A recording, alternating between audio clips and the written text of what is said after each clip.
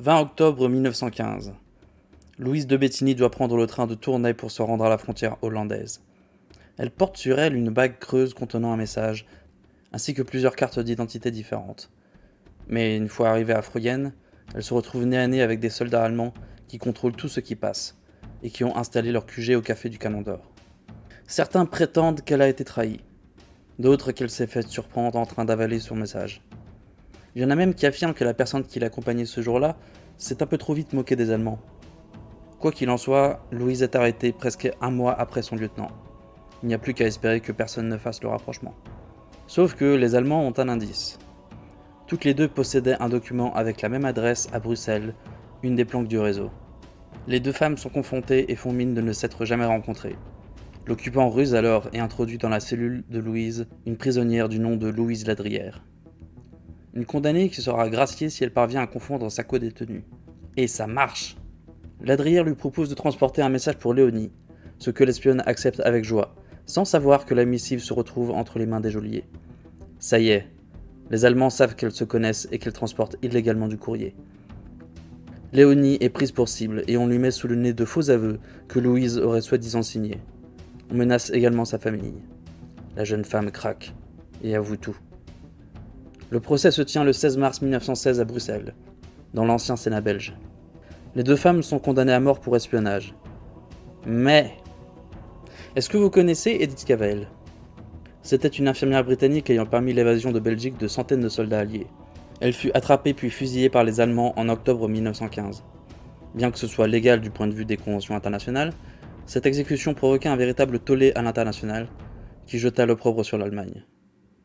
Et l'Allemagne, elle a besoin de convaincre des gens et des pays de rejoindre sa cause. Fusiller Louise de Bettigny et Léonie Van Hout, c'est peut-être pas la meilleure des idées. C'est pourquoi, dès le lendemain, la peine est commuée en travaux forcés. 15 ans pour Léonie, perpétuité pour Louise. Le 20 avril, c'est-à-dire la veille de l'incarcération des prisonnières, le général Joffre cite Louise à l'ordre de l'armée française. Mademoiselle Louise de Bettigny s'est volontairement dévouée pendant plusieurs mois, animée uniquement par le sentiment patriotique le plus élevé, pour rendre à son pays un service des plus importants pour la défense nationale. A affronté avec un courage inflexible toutes les difficultés périlleuses de sa tâche patriotique. A surmonté pendant longtemps ces difficultés grâce à son dévouement, risquant sa vie en plusieurs occasions, assumant les plus graves responsabilités, déployant en un mot héroïsme qui a rarement été surpassé. Louise et Léonie sont transférées au château de Siegburg, une prison de haute sécurité où sont enfermés des prisonniers politiques. Les cellules sont glaciales, la nourriture est infecte, et le typhus y est monnaie courante. La seule bonne nouvelle est que José Courboin, alias Tante Emma, envoie régulièrement de l'argent pour améliorer leur quotidien. Mais même emprisonnée, Louise continue la résistance dès qu'elle le peut.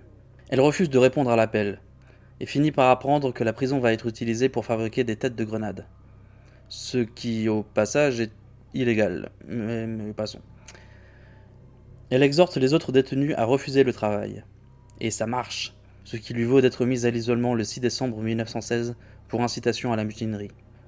Manque de peau, à ce moment-là, l'Allemagne souffre sérieusement du blocus britannique et manque entre autres de nourriture, ce qui se ressent dans les rations. On appelle ça l'hiver des rutabagas. L'homme qui l'a fait enfermer est le directeur de la prison.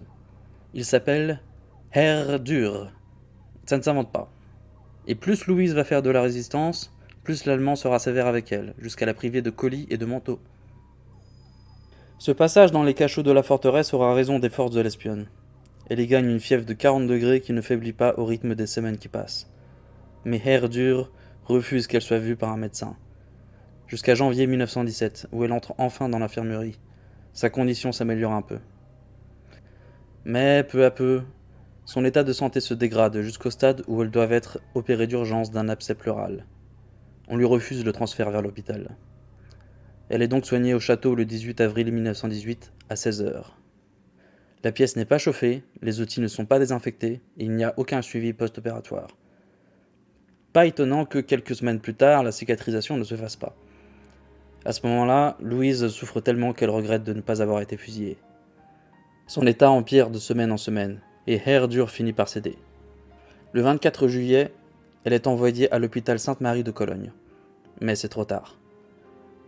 Après 3 ans de détention, Louise de Bettigny s'éteint le 27 septembre 1918, à 38 ans.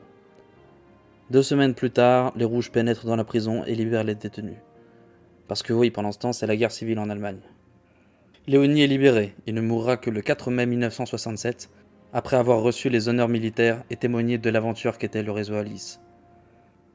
Louise recevra plusieurs hommages posthumes, notamment à Lille, sa ville d'origine.